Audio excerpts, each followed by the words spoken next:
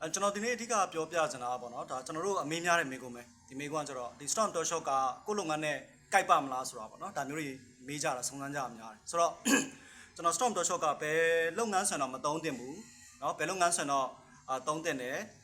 ဘာတွေတွက်ထုတ်ထားဆိုတော့ကျွန်တော်တခါတည်းဒီမှာလွင်တို့ရှင်းလေးကျွန်တော်ပြောပြသွားမယ်ပေါ့နော်ဒီ storm door shot ကကျွန်တော်ကဒီလက်လီလက်ကအယောင်းအဝယ်တွေအတွက်ထုတ်ထားတာသူကပြီးပစ္စည်းစင်းကိုအဓိကအာရုံစိုက်ထားတာပေါ့နော်သူကဒီခုနလိုကျွန်တော်အယောင်းမိုက်နေပါပြီးသားဆိုတော့ ပြောမယ်ဆိုတော့ POS တွေပါပြီးသားဗျာနော်ဒီပစ္စည်းစင်း software ထဲမှာ POS ပါပြီးသားဒါပေမဲ့သူကပစ္စည်းစင်းကိုအသေးစိတ်ပေါ့နော် opening closing တွေကိုအသေးစိတ်ကိုစင်းကိုကောင်းကောင်းနိုင်နိုင်နေထိနိုင်တယ်နော်နိုင်နေ transition တွေဘလောက်မြန်ဘလောက်များရတယ်သူကတိတိကျကျကိုထိနိုင်တယ်ဆိုတော့အဲ့လိုပေါ့နော်ပစ္စည်းစင်း software ဆိုတော့သူကအဲ့တော့ဥပမာဘယ်သူတွေ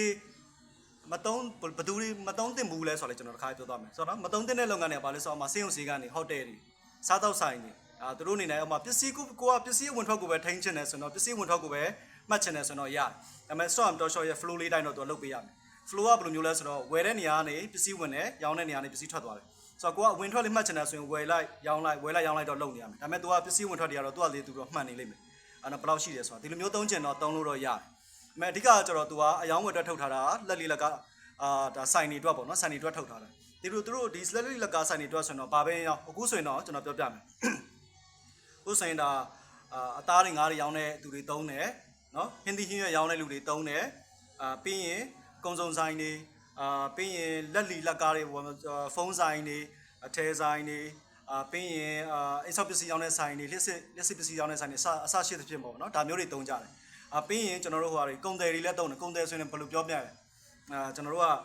ဟိုဘယ်လဲကျွန်တော်ပြောင်းတို့ပဲတို့နှမ်းတို့ပေါ့နော်အဝယ်ဘက်ပေါ့နော်ပြောမကုန်တိုင်ပေါ့ကုန်တိုင်ပြောရမှာပေါ့အဝယ်ကိုအားထားပြီးတုံးတဲ့လူတွေလည်းတုံးကြတယ်ပေါ့နော်ဒီလိုပုံစံမျိုးတွေတုံးလို့ရတယ်ဒါပေမဲ့ကျွန်တော်တို့ဒါစားသောက်ဆိုင်အတွက်မတင်တော့ဘူးပေါ့နော်စားသောက်ဆိုင်တို့အပြင်ကုန်ချမ်းကနေကုန်ကြောပြောင်းတဲ့ဟာတွေပေါ့ဘာလို့ဆိုတော့ကျွန်တော်တို့ဒီဘက်မှာ protection module မပါသေးဘူးနော် protection module မပါသေးတာဖြစ်တဲ့အတွက်ကျွန်တော်တို့က protection ပိုင်းဒီထုတ်လုပ်ရေးပိုင်းပေါ့ထုတ်လုပ်ရေးပိုင်းမပါသေးတာဖြစ်တဲ့အတွက်ဒီထုတ်လုပ်ရေးပိုင်းနဲ့ပတ်သက်ပြီးတော့ခုနကကိုကဘယ်လိုပြောမလဲကုံကြောထွက်သွားတယ်ပေါ့နော်ထားလိုက်ပါတော့ကိုကဟိုတပူးဟို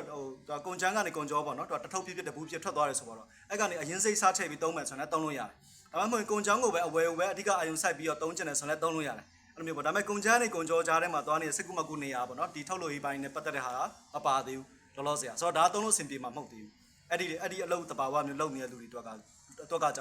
ပေမဲ့အယောင်းဝယ်နဲ့ပတ်သက်တဲ့ပေါ့နော်ပင်စင်းရင်းစရာတွေနဲ့အသေးစိတ်ကကြတော့ဒါ storm door shot က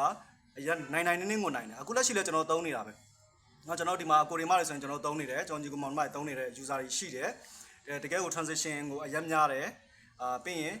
အရင်အချိန်စိတ်တယ်ဒါမျိုးလည်းပြဿနာမရှိဘူးဒါတွေအကုန်လုံးကတော်တော်နိုင်နင်းကိုနိုင်တယ်ပြီးရင် report ဘောင်းဆုံးကျွန်တော်ဝယ်သုံးကောင်ပြောလိုက်တာနဲ့ report တွေအစုံတစ်ခါတည်းပွင့်ပြီးအကုန်လုံးသုံးလို့ရတာမျိုးပေါ့နော်ဆိုတော့ဒီနေ့ကျွန်တော်ပြောချင်တာတော့ဒါ3မိနစ်နဲ့ကျွန်တော်ပြောဖို့ကြိုးစားပါနော်နည်းနည်းတော့အချိန်လေးတော့စက္ကန့်ပိုင်းတော့10စက္ကန့်တော့ဆုံးသွားပြီဒါကတော့ကျွန်တော်တို့မေးများတယ်ကိုလုပ်ငန်းနဲ့ကြိုက်လားမကြိုက်လားဆိုတဲ့သူတွေအတွက်ကိုကျွန်တော်ဖြေပေးတာဖြစ်ပါတယ်ခင်ဗျာ